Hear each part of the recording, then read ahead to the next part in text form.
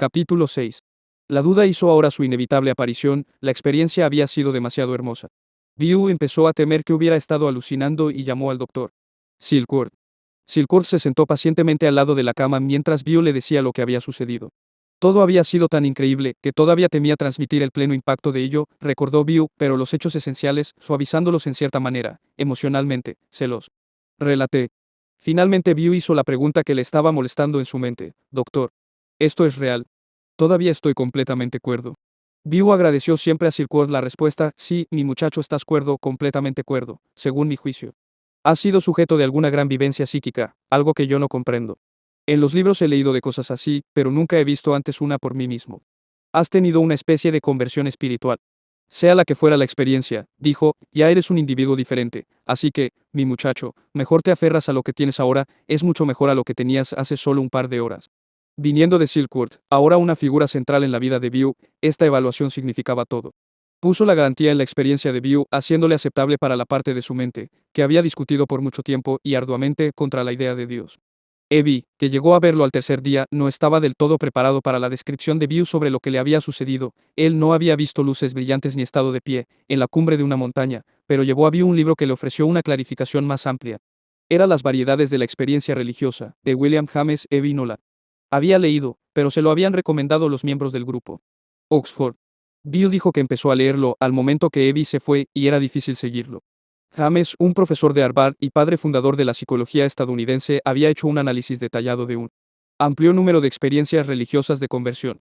El material había sido desarrollado, en primer lugar, para la serie de conferencias de Gifford, en Edimburgo, en 1901 y 1902. Tenía una percepción del tipo más agudo, acompañada de una comprensión humanitaria, recordó View. El objetivo de James era mostrar que estas experiencias de conversión tenían validez y valor. Conforme lo leía View, sus propios poderes de razonamiento le ayudaron a extraer algunas ideas importantes del denso e intrincado texto. Vio que todos los casos descritos por James tenían ciertos denominadores comunes, a pesar de las diversas formas en que se habían manifestado. Para View, estas percepciones llegaron a ser importantes para pensar acerca de la situación del alcohólico y de su necesidad de ayuda espiritual. Posteriormente diría que James, a pesar de llevar largo tiempo en la tumba, había sido un fundador de Alcohólicos Anónimos. De los tres denominadores comunes en las historias de los casos, el primero era la calamidad. Cada una de las personas descritas por James había enfrentado la derrota completa en alguna área vital de su vida, todos los recursos humanos habían fracasado para resolver sus problemas, cada una de las personas había estado completamente desesperada. El siguiente punto común era la admisión de la derrota. Cada uno de los individuos reconocía su propia derrota como completa y absoluta. El tercer denominador común era recurrir a un poder superior. Este grito pidiendo ayuda podía tomar muchas formas y podría ser o no ser en términos religiosos. Las respuestas variaban de la misma manera. Algunos tenían experiencias relampagueantes, como la de San Pablo, en el camino de Damasco, otros tenían experiencias de transformación lenta, gradual. Sin embargo, cualquiera fuera el tipo de la experiencia, llevaba al sufriente a un nuevo estado de conciencias, y así abría el camino para la liberación de los viejos problemas. Así como Silcourt le dio a View la información que necesitaba para comprender su propio alcoholismo, James le dio el material que necesitaba para comprender lo que acababa de sucederle, y también lo hizo en una forma que era aceptable para View. View Wilson, el alcohólico, ahora tenía ratificada su experiencia por un profesor de Harvard, que algunos consideraban como el padre de la psicología estadounidense. ¿Cómo respondió Lois a su nueva condición? Cuando llegó a casa y encontró su nota diciendo que se había ido de nuevo al Tons, se enojó. ¿Quién iba a pagar la cuenta? ¿Qué bien le haría, de cualquier manera? Se emborracharía al minuto de salir. Esos fueron sus pensamientos, cuando iba en el metro hacia el Tons. Sus preguntas tuvieron respuesta, dijo, al momento de verlo. Supe que algo abrumador sucedió, recordó. Sus ojos estaban llenos de luz. Todo su ser expresaba esperanza y alegría. A partir de ese momento, compartí su confianza en el futuro. Y, por fin, sí tenían un futuro. Era un final maravilloso a un año, aciago, un año en el que View había estado hospitalizado 4 veces. La depresión continuaba todavía, la carrera de View estaba en ruinas, ni siquiera sabían de cierto cuánto tiempo podrían seguir en ruinas, ni siquiera sabían de cierto cuánto tiempo podrían seguir viviendo en Clinton Street, pero View y Lois estaban inspirados profundamente por el respeto a la nueva idea poderosa que había cambiado sus vidas en una fracción de segundo.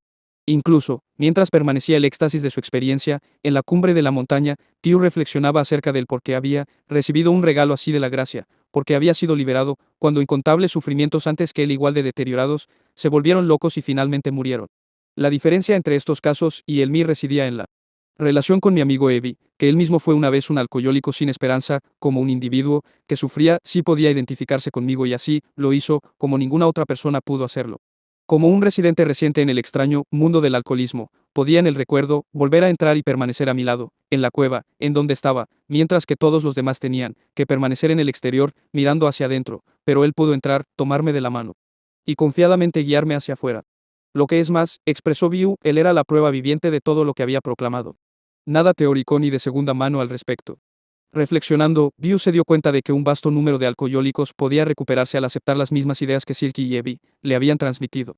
Empezó a pensar acerca de un movimiento de alcohólicos recuperados que ayudaría a otros alcohólicos. En este punto mi entusiasmo llegó a no tener límites. Podría ponerse en movimiento una reacción en cadena, formando una fraternidad siempre creciente de alcohólicos, cuya misión sería visitar las cuevas de otros sufrientes más y llevarlos hacia la libertad. Al dedicarse cada uno a llevarle el mensaje a otro y, los que sean liberados, a otros más, una sociedad así podría crecer piramidalmente hasta proporciones tremendas, porque podían llegar hasta cada uno de los alcohólicos, en el mundo, capaces de ser lo suficientemente honestos para admitir su propia derrota. Palabras visionarias y proféticas. Su mente funcionaba de esa manera, podía captar el potencial de una idea que a otros les parecía insignificante. En Wall Street había mostrado consistentemente su capacidad para mirar el futuro, para ver oportunidades de crecimiento en situaciones aparentemente ordinarias. Tenía una mente e imaginación de hombre de negocios, le estimulaba el reto de desarrollar lo que era nuevo y diferente. A estos atributos se sumaba ahora el lado espiritual de la naturaleza de Biu, siempre generoso, quería ayudar a que otros recibieran lo que a él le había dado de una manera tan gratuita. Se podría decir que las mejores cualidades de los Griffith, perseverancia, imaginación, capacidad para hacer innovaciones combinadas ahora con las mejores cualidades de los Wilson inquietos, amigos de la compañía, humanitarios y generosos, para formar la ambición más noble de William Griffith Wilson. Después de que Biu fue dado de alta del Tunes el 18 de diciembre, Lois y él empezaron a asistir a las reuniones del grupo Oxford en la Casa del Calvario, anexa a la Iglesia Episcopal del Calvario. El rector, el Dr. Schoemaker, era una figura destacada del grupo Oxford. Con el tiempo, Biu llegaría a considerar a este hombre como uno de sus amigos personales más íntimos. Las cosas empezaron bien para los Wilson. En las reuniones del grupo Oxford encontraron la clase de entusiasmo y amistad que Biu describió como maná del cielo. Lois y él, probablemente, estaban experimentando lo que muchos de los alcohólicos enfermos de G y sus esposas, cuando llegan a Alcohólicos Anónimos por primera vez, calor, auxilio y una sensación de que por fin salieron del frío. Les impresionó e inspiró el éxito del grupo Oxford para ayudar a que la gente cambiara sus vidas. En la tribuna y fuera de ella, y hombres y mujeres, viejos y jóvenes, narraban cómo se habían transformando sus vidas, recordó Biu. Le pareció a Biu que en el grupo Oxford casi no existían las barreras sociales, de clase y raciales, e incluso las diferencias religiosas, se habían olvidado. Se oía poco de teología, pero oíamos mucho de honestidad absoluta, pureza absoluta, desinterés absoluto y amor absoluto, los 4 principios del grupo Oxford. La confesión, la restitución y la guía directa de Dios subrayaban todas las conversaciones. Siempre estaban hablando sobre moralidad y espiritualidad, así como de estar centrados en Dios, en lugar de estar centrados en uno mismo. Así es como Biu resumió el origen y el primer crecimiento del grupo. El grupo Oxford era un movimiento evangélico no denominacional, simplificado para el mundo y así a la altura de su éxito muy considerable. El ministro luterano, Dr. Frank Bucheman, lo había fundado 10 o 12 años antes. Entre sus primeros conversos estuvieron el Dr. S.A.M. Schoemaker y otro clérigo, Serry Day. Se pusieron de acuerdo en denominadores comunes sencillos, de todas las religiones, que fueran lo suficientemente potentes para cambiar las vidas de hombres y mujeres. Tenían la esperanza de iniciar una reacción en cadena, una persona llevando a otra la buena nueva. Su objetivo sería la conversación, ya que todos, como lo dijeron, necesitábamos cambiar. Habían hecho su primer intento en el campus de Princeton entre los estudiantes. Estando de acuerdo con James en el Nuevo Testamento, pensaron que las personas debían de confesar sus pecados uno al otro. Subrayando fuertemente esta clase de limpieza personal de la casa, llamaron al proceso compartir.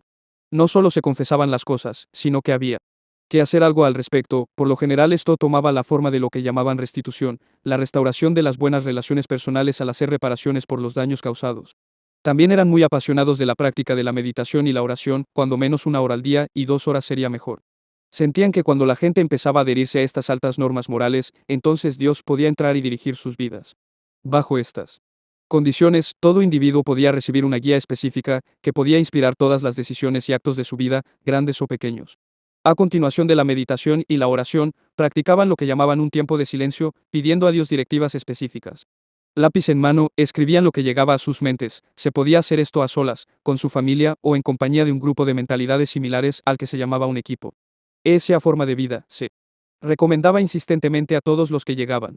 Era un evangelismo muy dinámico y a veces muy agresivo. Cuando, en 1931, Roland H. salió adelante entre estos buenos individuos, el grupo Oxford había empezado a recibir la atención del mundo. A todos los niveles de la sociedad, la gente estaba interesada en él, el grupo parecía ser capaz de cruzar con facilidad las líneas denominacionales y sociales. El entusiasmo y el poder real de la sociedad eran inmensos. Al principio de su existencia, al movimiento se le llamó la Fraternidad Cristiana del primer siglo. A finales del decenio de 1930, el Dr. Bob, cofundador de AA, y otros miembros de Akron, continuaron refiriéndose a ella de esa manera. En 1928 se convirtió en el Grupo Oxford. En 1938 se cambió el nombre, por Rearmamiento Moral. MRA. Aunque View situó el origen del Grupo Oxford aproximadamente en 1920. La semilla se plantó, en realidad, en 1908 cuando Frank Buchman, nacido en Allentown, Pensilvania, experimentó una notable transformación espiritual. Buchman, que había estado dirigiendo una casa para niños huérfanos, en Filadelfia, renunció después de una amarga disputa con los depositarios. Alimentando sus resentimientos, salió hacia Inglaterra y, ahí, en su infelicidad, fue sin propósito determinado a una asamblea religiosa en Keswick, en donde un sermón inspirado de un miembro del Ejército de Salvación le causó un profundo efecto. Su cambio fue tan dramático que se sentó y escribió cartas de reparación a sus depositarios anteriores, un paso que le trajo un gran alivio y alegría. Al compartir su experiencia con otros, pronto empezó a ver el cambio espiritual personal como una manera de sanar al mundo entero. Buchman trabajó durante un tiempo como secretario de la YMCA y, posteriormente, dio conferencias sobre el evangelismo personal en los campus de las universidades. Viajó por todo el mundo y tanto él como la gente que reunió a su alrededor llevaron el mensaje a países extranjeros. Sam Schoemaker, el rector de la Iglesia del Calvario, conoció a Buchman en China en 1918. De acuerdo con Willard Hunter, un asociado cercano, Buchman no era un hombre atractivo físicamente y creía que Dios lo había hecho feo con un propósito. Tenía un talento para atraer e inspirar a otros y una habilidad única para lograr que la gente se abriera al compartir sus propias faltas entre ellos, y, con frecuencia, podía sentir lo que estaba causando problemas a otros. El Rev. Samuel Schoemaker ayudó a conducir a los primeros miembros hacia los principios espirituales contenidos en los 12 pasos. Buchman nunca se interesó específicamente en ayudar a los borrachos, aunque, por ejemplo, en Akron, al grupo Oxford se le conoció desde sus inicios como un programa que podía funcionar con los borrachos. Pero, como afirmó Buchman, soy completamente partidario de que se cambie a los borrachos, pero también tenemos naciones borrachas en nuestras manos. Cuando los Wilson empezaron a ir a las reuniones, el grupo Oxford estaba en la cumbre de la opinión pública y la noticia.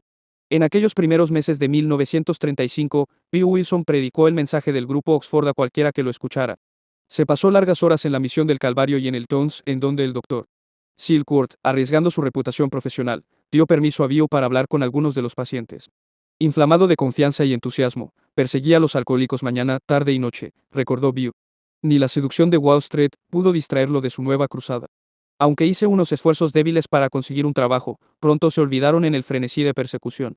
Lois prosiguió trabajando en su tienda de departamentos, contenta con mi nueva misión en el mundo. Ella había aceptado el trabajo en Loesers porque no estaba lejos de Clinton Street. Ahí, los habitantes de la casa aumentaron a 3, ya que Evie se había cambiado por vez primera, de las varias que lo hizo. Finalmente llegó a ser un huésped casi permanente.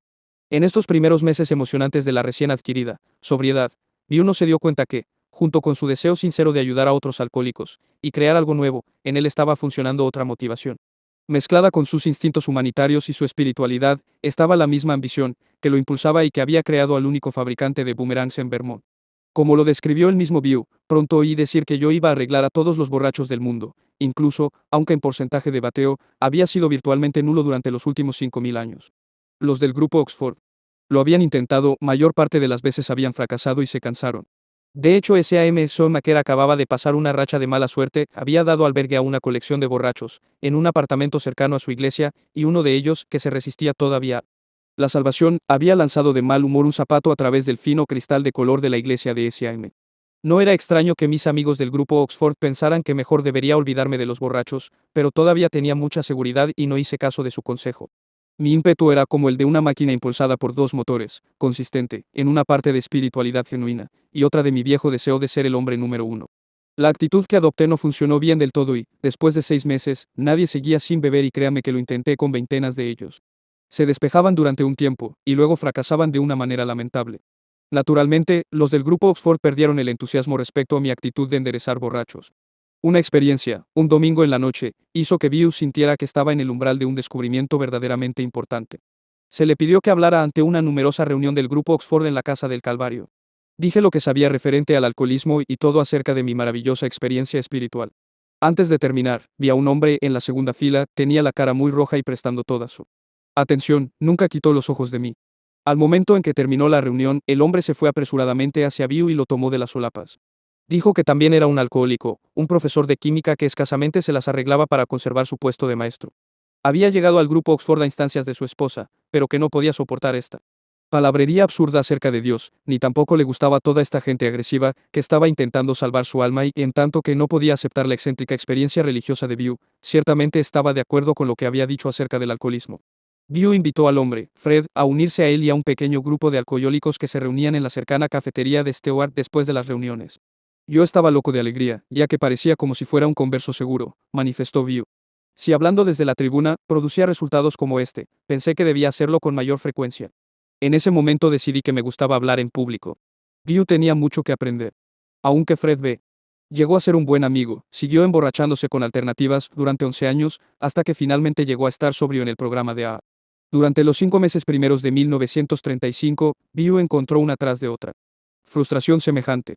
En años posteriores, iba a explicar el origen del fracaso debido al método que utilizaba, ya que durante ese periodo, dijo, estaba predicando a los borrachos. También creía todavía que un alcohólico requería de una experiencia espiritual espectacular, similar a la suya, para poder recuperarse y difícilmente podía ser humilde respecto a la cruzada en la que estaba, no obstante que estaba consciente que trabajar con otros le daba un tremendo empuje, no se daba cuenta que en realidad necesitaba al alcohólico enfermo. El doctor Silcourt fue quien lo ayudó a corregirse. Bew estaba predicando. Observó el doctor, y su prédica estaba alejando a los borrachos. Hablando acerca de los principios del grupo Oxford y de su propia experiencia espiritual. ¿Por qué en su lugar no hablar sobre la enfermedad del alcoholismo? ¿Por qué no hablar a sus borrachos respecto a la enfermedad, que los condenaba a volverse locos o a morir? Si continuaban bebiendo, viniendo de un alcohólico hablando con otro alcohólico, quizá ello resquebrajaría a profundidad esos duros egos, subrayó Silcourt, solo entonces puedes intentar tu otra medicina, los principios éticos que has encontrado en el grupo Oxford. La primera oportunidad de actuar, de acuerdo al consejo del doctor Silcourt, llegó de una manera extrañamente indirecta. Años antes se había destruido la reputación de Bew en Wall Street y la mayor parte de sus previos asociados de negocios permanecía escéptica respecto a su nueva sobriedad. Pero, un amigo, Howard Tompkins, de la cervecera Beer Company, estaba impresionado por su recuperación y en diciembre de 1934 le mandó una calurosa carta de ánimo. Mediante su conexión con Tompkins, Bew se enteró acerca de una pelea de procuración por el control de una pequeña compañía fabricante de maquinaria en Akron, Ohio. De acuerdo con los recuerdos de Bew, se insinuó él mismo en esta pelea de procuración y realmente tuvo fantasías de llegar a ser presidente de la compañía, cuando su grupo ganara el control. Hizo un rápido estudio de la compañía de Akron y después, en abril, fue a Ohio a persuadir a los propietarios de acciones descontentos para apoyar el intento de su grupo por asumir el control. Bew no hubiera podido insinuarse a sí mismo, si no hubiera tenido el apoyo, la confianza y la cooperación de sus asociados de negocios. Aunque no tenía dinero, sí tenía ventajas de considerable valor, para una empresa así, ante todo, la capacidad para captar rápidamente lo esencial de cualquier negocio o industria. La firma era la National Rubber Machinery Company, constructora de prensas, para curar hule y otro equipo utilizado en la fabricación de llantas. Fundada en 1909 como Akron Rubber Mold and Machine Company, en 1928 había sido reorganizada y combinada con otras 3 compañías que trabajaban líneas relacionadas. Pero la compañía había pasado por dificultades durante la depresión, hubo discrepancias en la administración y entre los accionistas. En las juntas de consejo, los directores disputaban continuamente entre ellos mismos. En cuanto a Bew, tenía un objetivo que lo consumía, reconstruir su carrera destrozada. En Wall Street, el éxito en la pelea de procuración podía restaurar la confianza en él. La sobriedad y el éxito podría dejar para siempre la tienda de departamentos. Al llegar esta oportunidad, debe haberle parecido mandada del cielo. Pero incluso, antes de que Bew abordara el tren del oeste hacia Akron, el grupo rival de la pelea de procuración, encabezado por un hombre, llamado Nils Florman, había reclutado un apoyo considerable entre los accionistas de la NRM. Y estaba intentando convencer a los indecisos administradores de la compañía a que se le unieran. Beer Company tenía un cierto número de procuraciones en sus propias cuentas y entre sus conocidos. Bew y sus asociados se pasaron varias semanas en Akron localizando accionistas y persuadiendo a algunos de los miembros más antiguos de la compañía a que se les unieran. Conforme continuaba la petición insistente de procuraciones, View empezó a sentir la creciente excitación de la victoria en perspectiva. Su grupo ya tenía más apoyo entre los accionistas que los administradores o la otra facción que estaba peleando por el control. Cuando brevemente regresó View a Nueva York, estaba entusiasmado. Después de años de derrota y fracaso, nuevamente se abría de par en par la puerta del éxito. National Rubber Machinery sería el inicio. Todavía podía construir la ilustre carrera que había imaginado años antes, controlando vastas empresas que podría anejar con extrema seguridad. Después de todo, todavía tenía 39 años. Casi se había terminado la pelea. View y sus asociados estaban confiados en que tenían suficientes procuraciones y bastantes acciones en las cuentas de Bear para tomar el control de la compañía. Una votación rápida, un recuento del resultado y, entonces, en una junta. Inmediatamente después, organizada con premura, View Wilson se convertiría en un funcionario de la nueva administración de la compañía. Finalmente Lois podría dejar su trabajo en los Sears. Pero el grupo de Floorman ejecutó ahora una maniobra que cogió fuera de guardia al equipo de Bear. Al aliarse con la administración, reunieron sus recursos para sumar casi el 60% de los votos, de los que, algunos, claramente, habían sido acciones recién asignadas al grupo de View. ¿Por qué habían cambiado sus procuraciones algunos accionistas? Fue una situación muy desagradable. Prometiendo pelear en los juzgados, los asociados de View regresaron a Nueva York, dejándolo solo en Akron con el fin de hacer un último intento para salvar la empresa. Tenía poco dinero, pero le prometieron apoyar sus esfuerzos. Salieron un viernes y View se vio frente a un fin de semana solitario, en una ciudad extraña donde acababa de experimentar un desengaño colosal. Tenía tiempo en sus manos y amargura en su corazón. Repentinamente el destino se había vuelto contra él. Empezaron a surgir la lástima de sí mismo y el resentimiento. Estaba solo, ni siquiera tenía a sus colegas como compañía de fin de semana. A mediodía del sábado, se encontraba paseando de un lado a otro del vestíbulo del hotel Mayflower en una agitación extrema, preguntándose cómo pasaría el fin de semana. En el bolsillo tenía alrededor de $10. Ahora empezó la crisis personal que iba a poner en movimiento una serie de eventos que cambiaron la vida de View. A un lado del vestíbulo había un bar y View se sintió atraído por él. Debía tomarse uno o dos gingerales y quizá conseguir una amistad. ¿Qué daño podía haber en eso? Para casi cualquier otro individuo, ninguno, pero para View Wilson, el alcohólico, la idea estaba cargada de peligro. Era un engaño igual al que lo había conducido a beber el día del armisticio. Por primera vez en meses, View tuvo la sensación de estar en dificultades, que lo llenó de pánico. En Nueva York se había conservado sobrio mediante el trabajo, con otros borrachos, en el Teus y en la misión del Calvario. El trabajo había sido su protección, le había conservado a salvo, ahora, no tenía a nadie. Como posteriormente recordó, pensé, necesitas a otro alcohólico para hablar con él. Lo necesitas tanto como él te necesita. Este pensamiento fue el que lo condujo al directorio de iglesias al otro extremo del vestíbulo del hotel. El directorio era una lista de las principales iglesias de Akron y sus ministros, un directorio característico de esa clase, puede haber tenido de 30 a 50 hombres. View los miró y, completamente al azar, escogió el del reverendo Walter F. Tunks. No tenía una razón consciente para elegirlo, quizá haya sido porque su expresión favorita de Vermont era taking a Tunks, que significa dar un paseo, o quizá escogió a Tunks debido a que era un ministro episcopal como S.A.M. Schoemaker. Lois pensó que fue debido a que a View le gustaban los nombres curiosos. Cualquiera que haya sido la razón, sin proponérselo, escogió al hombre más poderoso del grupo Oxford entre todos los clérigos de Akron. Con esta elección, View logró lo que le gustaba llamar una chuza. Le pidió ayuda para que lo pusiera en contacto con un borracho con el cual hablar y Tunks nunca vaciló o se detuvo cuando oyó la extraña petición de View, nunca se preguntó si era prudente darle a un extraño los nombres de 10 personas que podían ayudar directamente a un borracho. View llamó a todos, sin obtener el nombre de un solo borracho, pero un hombre, Norman Separd, conocía a una mujer llamada Henrietta Seiberling, incluso, sabía de los intentos que ella había hecho para ayudar a cierto amigo. Tengo que ir a Nueva York esta noche, pero llame a Henrietta Seiberling, le dijo Separd. View se frenó ante la idea de llamar a la señora Seiberling, el nombre le era conocido y lo temía, era el de gente de la Aulera Godoy.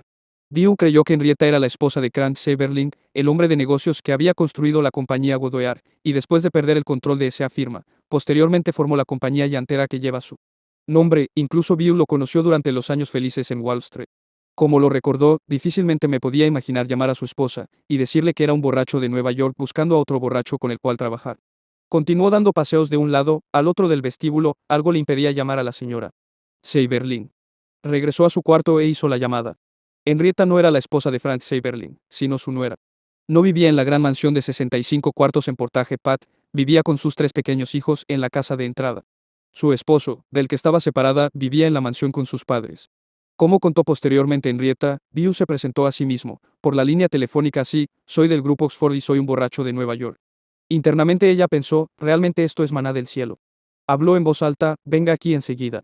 Puede parecer extraño que una mujer sola, con 3 hijos adolescentes, invitara de una manera tan rápida a un extraño a su hogar, pero entre los miembros del grupo Oxford había un fuerte lazo de confianza.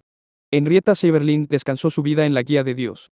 Tuvo la certeza de que la llamada telefónica era la ayuda que ella y otros miembros del grupo Oxford habían estado buscando para uno de sus miembros.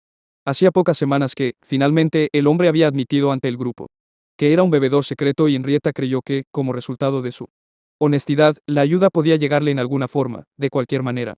Este visitante de Nueva York podía ser precisamente esa ayuda. Cuando llegó Bew, llamó por teléfono al hombre que tenía en mente, su nombre, Robert Smith, médico de profesión, era un alcohólico y estaba en una situación desesperada.